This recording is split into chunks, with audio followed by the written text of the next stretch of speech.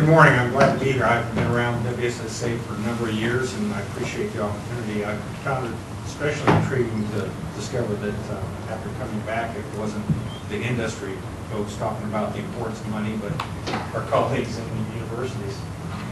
I am, that's quite a title, Product Technology Business Partner. Actually, better defined as Field R&D Leader.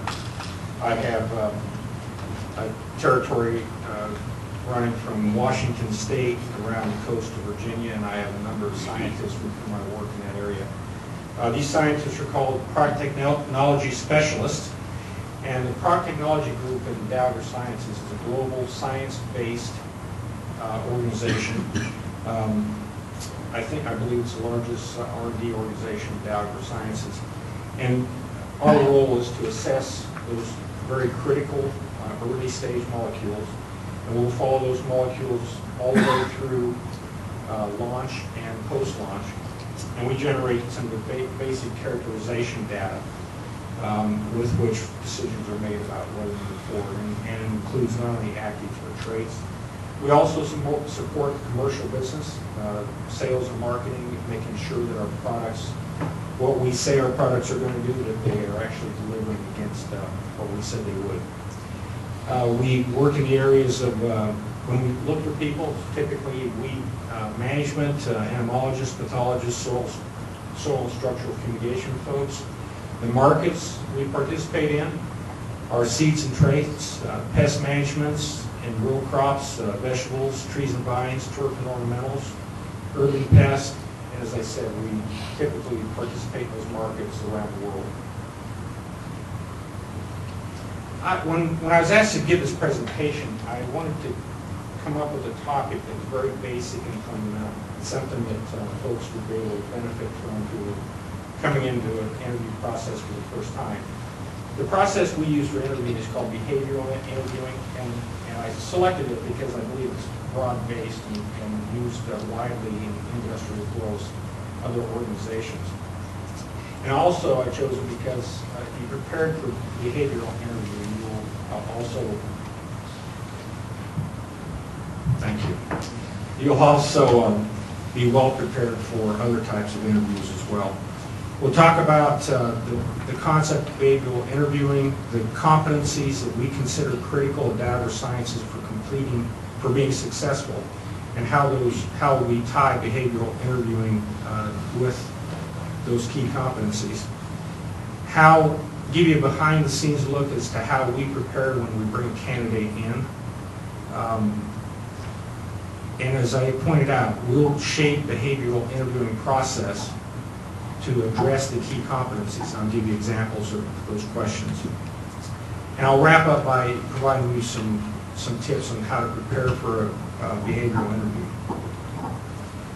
Well, the behavioral interview method is not complicated, but if you're not prepared for it, it might catch you off guard. Typically, and this technique is something that we fashion at Dow AgroSciences to fit our needs, and it may be adjusted by a number of organizations around the world to fit their needs in particular. The questions we ask allow the prediction of a candidate's future success based on past behaviors. Therefore, you will not get hypothetical questions such as, what would you do if? The questions you'll get will be more along the lines of, how did you behave when? Not, how would you behave if? Therefore, questions typically begin with statements like, can you give me an example of a time when you, or describe a situation where this occurred. Questions are linked to defined behaviors or skills that we at Dow AgroSciences consider critical for success. These are called key competencies. Now, most organizations, I believe, will be very open about this. We certainly are. The key competencies we've defined at Dow AgroSciences are 8. Initiative, innovation, interpersonal effectiveness, leadership, learning, market focus, teamwork, and value creation. As I sat in the audience and I listened to the other speakers, many of those competencies are going to be important within their organizations as well. And I'm going to take a couple of examples and describe to you what those competencies mean. And keep in mind that these snippets, these statements I'm making here are just a subset of the entire description of what that competency means for us. Interpersonal effectiveness, I believe, is a very important attribute, competency for a product technology specialist.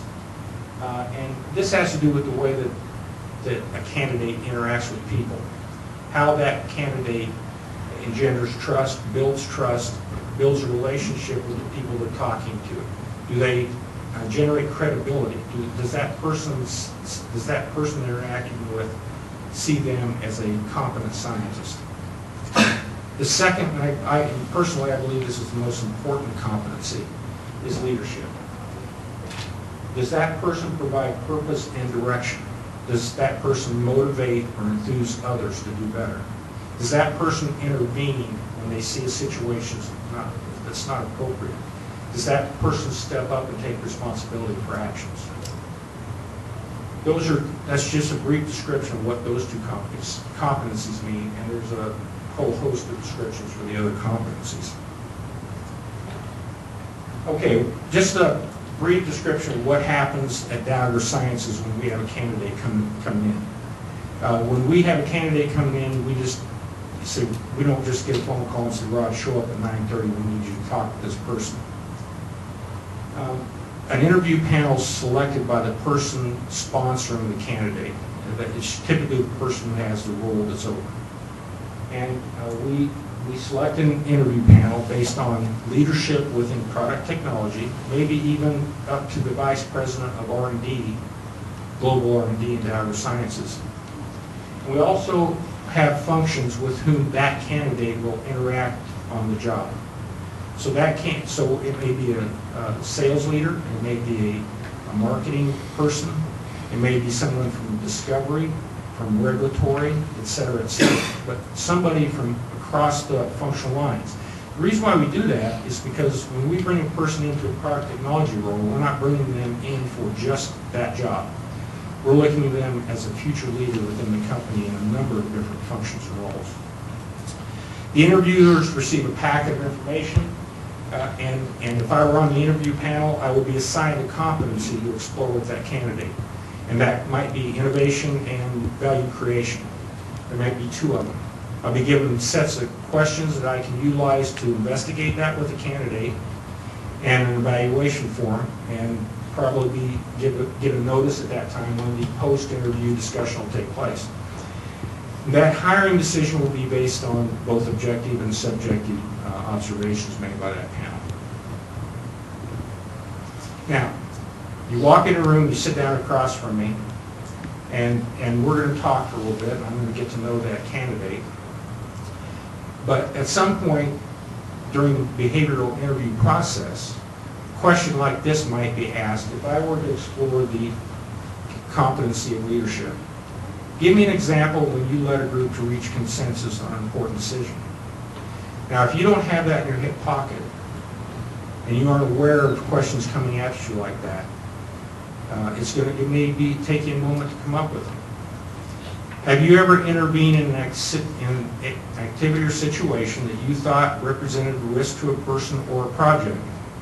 Give me an example of how it turned out. It could have been a situation where you saw a colleague mishandling a dangerous material. You intervened to prevent somebody from getting hurt. Maybe you saw an incorrect analysis being done on a project that would generate false results. Did you intervene and stop that from going forward? On the competency of interpersonal effectiveness, what is a recent example? Put yourself in this situation. You're getting asked this question across a desk. What is a recent example of a situation where you had to resolve a conflict with someone with whom you work?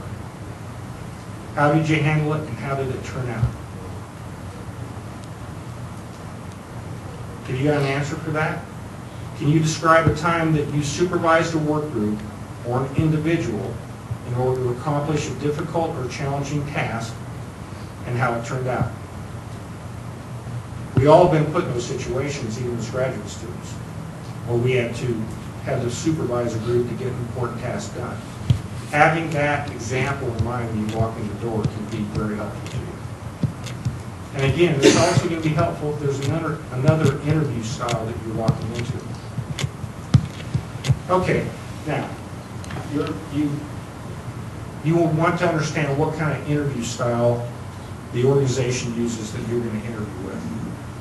Ask your contact with the hiring party for the interview style and other tips. Most of the time, if I'm sponsoring a person to come into Dow AgroSciences for an interview, I want that person to succeed. And most of the time, if you ask your contact with that organization what type of interview style they use, how to prepare, what kind of questions they might get, chances are they're going to be open with you and describe that to you. They want you to succeed. Network to find colleagues with first-hand experience as an interviewee or as an employee. Most of the time you can find somebody else who's interviewed with that company, or you can find somebody that works for the company that's worked with one of your colleagues. Remember those cards you're picking up all over the place around here? Keep them and store them, because at one point you might want to pull them out, identify that person you can call and say, hey, I'm interviewing with your company, I'm interviewing with your department. What can you tell me about the process? Behavioral interviewing on the internet, do that search. Almost every university has got a site there where they want their graduates to be able to handle different styles of interviewing. There's tons of information out there that can help you prepare. Now, this is probably the most important. Think about examples, or prepare a list of examples aligned with role competencies. Even if you haven't identified competencies within a company or a department or the USDA, even if you have not been able to identify those, you know what they are. There are things like leadership, interpersonal effectiveness, team working capabilities. You heard the other speakers talk about the importance of collaborations. Can you generate funds within the organization? Have you written proposals, et cetera, et cetera? Think about those examples, and if you have to, write them down. Keep them in your hip pocket. Seek feedback.